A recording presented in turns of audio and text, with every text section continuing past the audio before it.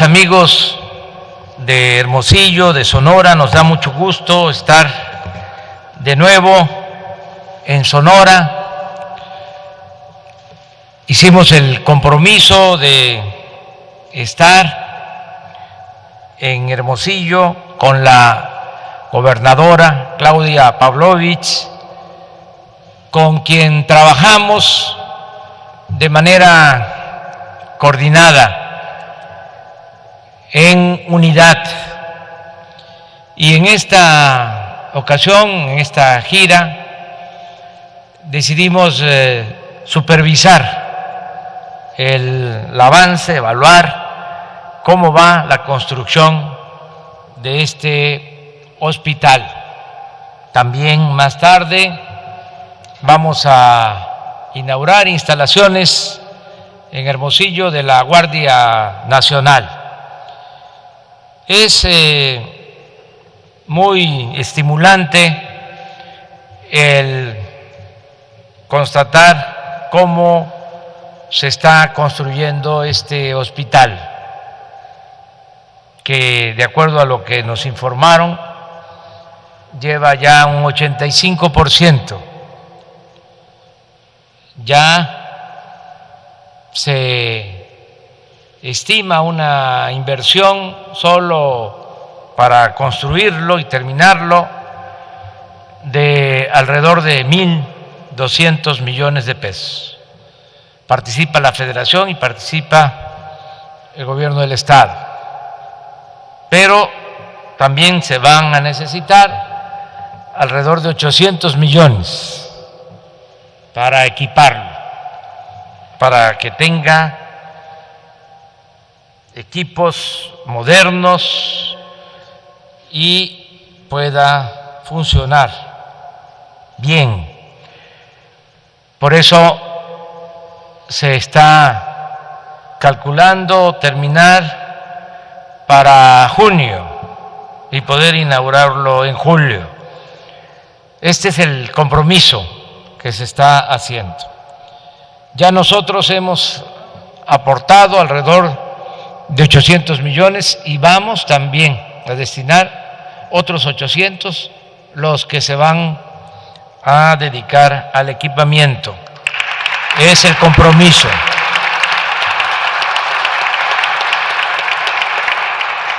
Es una inversión, no es un gasto. Hoy, Día del Ejército Nacional, del Ejército Mexicano, estuvimos en las instalaciones del nuevo aeropuerto civil y militar General Felipe Ángeles y inauguramos toda la zona militar del aeropuerto, de lo que era la base aérea de Santa Lucía. Se construyeron en muy poco tiempo, en un año, alrededor de 1.500 departamentos, unidades habitacionales. Se construyeron escuelas, espacios de recreación. Se están terminando museos.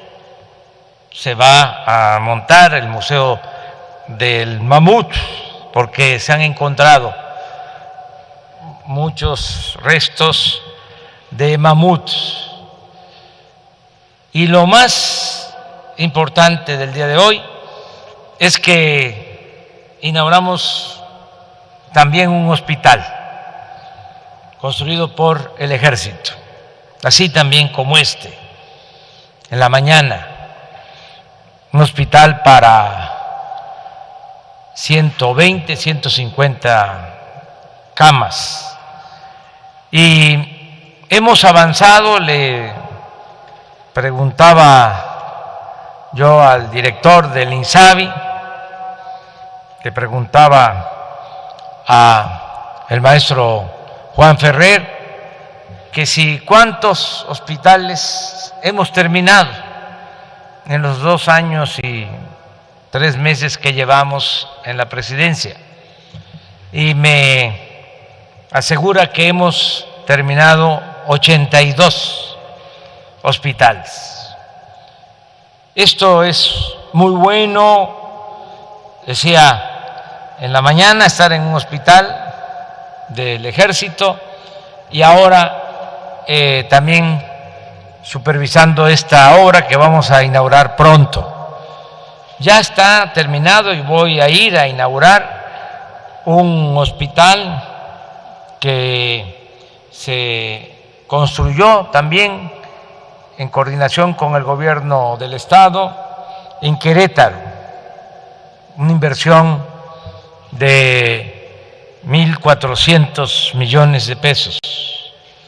Terminamos, de lo que me acuerdo, de esos 82, el hospital de Gómez Palacio, Durango, también un hospital muy grande que había quedado inconcluso. Se terminó el Hospital del Niño, el Hospital de la Mujer en Michoacán, con una inversión de 2.600 millones de pesos. Terminamos el Hospital de Zacatecas también, y así estamos avanzando para tener la infraestructura necesaria, tener las unidades médicas rurales para la atención del primer nivel, todo lo que tiene que ver con la medicina preventiva, que es fundamental, centros de salud en los pueblos, hospitales de segundo nivel, hospitales de tercer nivel como este, de especialidades, hospitales, escuelas, tener completa toda la infraestructura. Ya no tiene caso hablar de cómo recibimos obras en proceso, inconclusas, un cementerio de obras por todo el país, y hemos ido terminándolas. La verdad es que no hemos iniciado ninguna obra nueva, incluso de las que heredamos, hay obras que ya no vamos a poder continuar, terminar, porque es tirar el dinero, porque se hicieron obras en barrancas, en zonas de riesgo. Tengo en la cabeza lo de un hospital que se inició en Matías Romero, en el istmo de Tehuantepec, en una barranca, y con el temblor se partió. Entonces, ¿qué hacemos en ese caso? Dejar esa obra. Estamos seleccionando cuáles sí, cuáles no, cuidando el presupuesto. Tengo también presente, y es un compromiso que no hemos podido cumplir, pero que lo vamos a hacer efectivo, el compromiso se va a cumplir, de un hospital en Ciudad Juárez, ese sí, muy grande. Bueno, tuvieron la desfachatez de inaugurarlo estando todavía en obra negra. Nada más arreglaron la fachada como escenografía y fueron y lo inauguraron. Y cuando me invitan a visitarlo desde el inicio del gobierno, pues nos damos cuenta de que adentro estaba inconcluso, en obra negra, y que había que darle continuidad. Ese hospital sí lo tenemos que concluir. Entonces, vamos avanzando en infraestructura para la salud, en terminar centros de salud, unidades médicas y hospitales. Yo espero que al finalizar el sexenio tengamos ya una muy buena infraestructura de salud. Lo segundo que se está atendiendo, que también era una asignatura pendiente, es el abasto de medicamentos. Había mucha corrupción, tanta que nos ha costado trabajo enfrentar a la mafia que dominaba todo lo relacionado con el manejo de los medicamentos, porque compraba el gobierno y sigue adquiriendo más de 100,000 millones de pesos en medicamentos, y unos cuantos acaparaban todas las compras, cuando mucho 10 empresas distribuidoras de traficantes de influencia y políticos. Decidimos comprar los medicamentos en el extranjero para que no faltaran y para tener mejores condiciones, mejores precios. Tuvimos que modificar las leyes porque no se podía comprar en el extranjero, se protegía a estos grupos. Al interior del mismo gobierno hay dependencias que son las que autorizan qué farmacéutica puede vender en México, y los laboratorios y estas empresas que acaparaban todo lo que tenía que ver con los medicamentos tenían a sus representantes en esta dependencia para la regulación de medicamentos, la COFEPRIS. Los grandes laboratorios, los intereses creados eran los que imponían a los funcionarios, a los que autorizaban qué medicamento permitir y qué medicamento no permitir. Entonces estamos limpiando esta dependencia, y se suscribió un acuerdo con la ONU para comprar los medicamentos en el extranjero.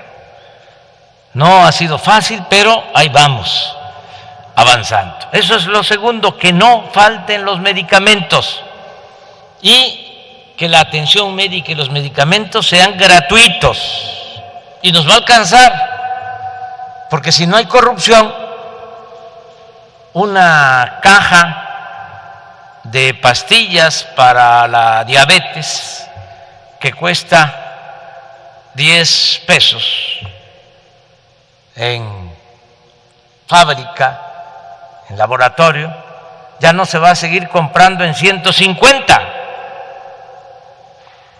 De modo que en vez de comprar una caja de 30 pastillas para la diabetes, nos va a alcanzar para comprar 15. Y así es todo. Y con el mismo presupuesto nos va a alcanzar para entregar de manera gratuita los medicamentos. Ya lo estamos haciendo en el país y se va a convertir en una realidad. Lo tercero, que es muy importante, es que contemos con los médicos y con los especialistas que requiere el país, porque también se abandonó la formación de los médicos. Y ahora quedó evidenciado con la pandemia que no tenemos los médicos ni tenemos los especialistas que requiere México, porque se dejaron de formar médicos, se dejaron de formar especialistas. Como no se invertía en la educación pública, se utilizó de pretexto para rechazar a los jóvenes que querían ingresar a las escuelas de medicina el que no pasaban el examen de admisión, cuando eso no es cierto. No es que no pasen el examen de admisión, es que no hay cupo, no hay espacios, porque no se cuenta con presupuesto suficiente en las universidades públicas. Esto es lo que estamos atendiendo, que no haya rechazados, que todos los que quieran estudiar puedan hacerlo en universidades públicas y ir resolviendo el déficit que tenemos de médicos y de especialistas. Ya logramos este año que en vez de 8,000 especialistas que se tenían, que estaban haciendo especialidad, ahora ya tengan oportunidad 20,000, más del doble, y cada año va a ir creciendo el número de especialistas. Y vamos a destinar recursos para que estos hospitales se amplíen y atiendan a la gente y al mismo tiempo formen especialistas, y también vamos a destinar recursos para becas en el extranjero, que vayan a formarse al extranjero, los médicos, porque necesitamos avanzar en este terreno.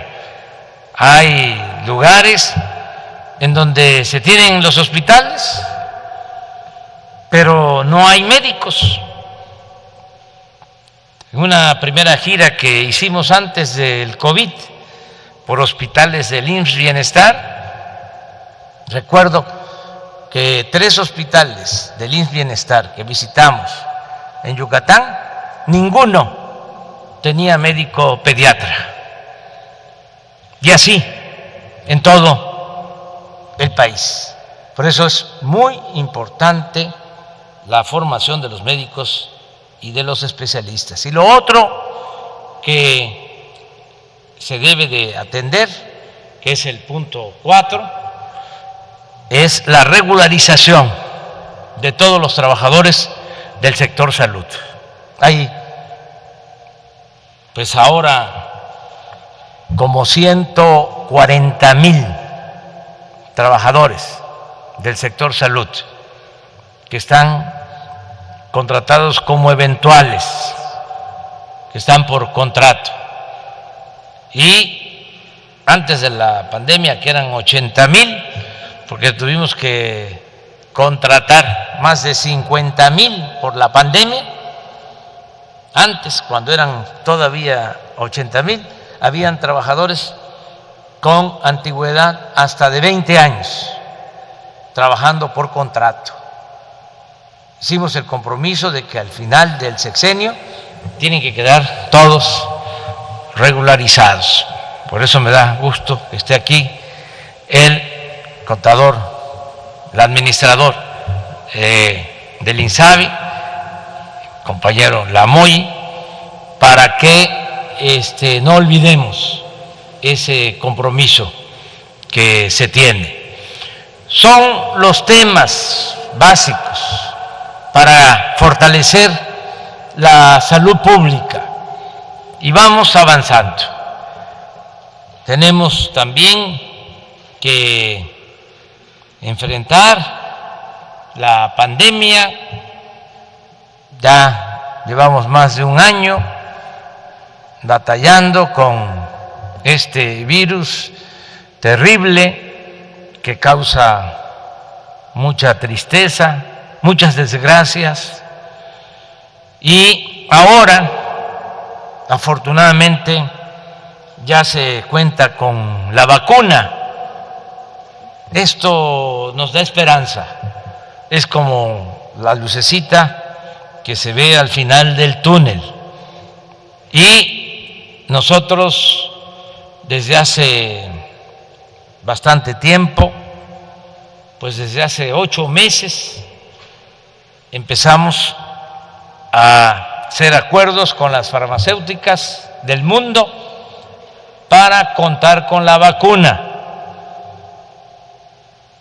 Tan es así que en una reunión del grupo de los 20 hombres de Estado, primeros ministros, presidentes, planteé que tenía que garantizarse la igualdad en el acceso a las medicinas y a las vacunas.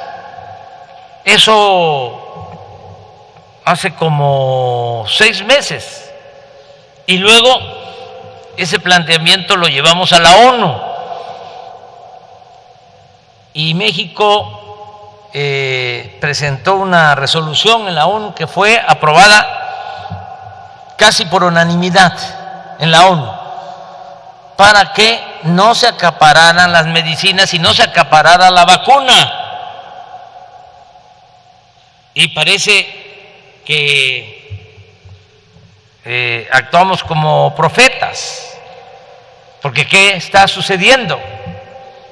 De los cerca de 200 países del mundo, solo tienen hoy acceso a la vacuna 80. 120 países no tienen ni una sola dosis. Y de esos 80 que cuentan con vacuna, 10 acaparan el 80% de todas las vacunas. Hay países incluso que están obligando a sus laboratorios, a sus farmacéuticas, para que no exporten la vacuna, que solo sea para ellos. Se olvidan que debemos de ser fraternos, solidarios. Se olvidan de que por encima de todo tiene que haber fraternidad universal. Nosotros estamos consiguiendo la vacuna. Yo estoy seguro que ya no vamos a dejar de vacunar, es decir, no nos va a faltar la vacuna. Ya estamos por terminar de vacunar a médicos, a enfermeras, a trabajadores de la salud que están en hospitales COVID, los que están salvando vidas. Esos son los primeros. Ya estamos terminando de vacunarlos. Y ya empezamos a vacunar a adultos mayores, porque de acuerdo a los médicos, a los especialistas, si vacunamos a mayores de 60 años, a todos los adultos mayores del país, vamos a reducir la mortalidad por COVID en un 80%. Entonces, cuando preguntan ¿y por qué a los adultos mayores? Porque eso es lo que se tiene que hacer de manera profesional y actuar pues con mucha organización, con mucha disciplina, no brincarse la fila, hacer a un lado el influyentismo, Es una vergüenza que hay escándalos en países del mundo porque hasta presidentes se vacunaron desde el principio con sus familias en secreto, pero al final todo se sabe y están pagando, están pasando vergüenza por lo que hicieron. Tenemos también que actuar en igualdad y nos va a llegar nuestro turno y va a llegar a todos, y es la vacuna de aplicación universal. Significa que es para todos, ricos, pobres, y gratuita. Y esto de gratuita no se debe de entender que es regalada. Se debe de entender que somos ciudadanos y todos pagamos impuestos y que de esos impuestos se integra el presupuesto, y ese dinero del presupuesto es dinero del pueblo y es el que se está utilizando para la compra de las vacunas.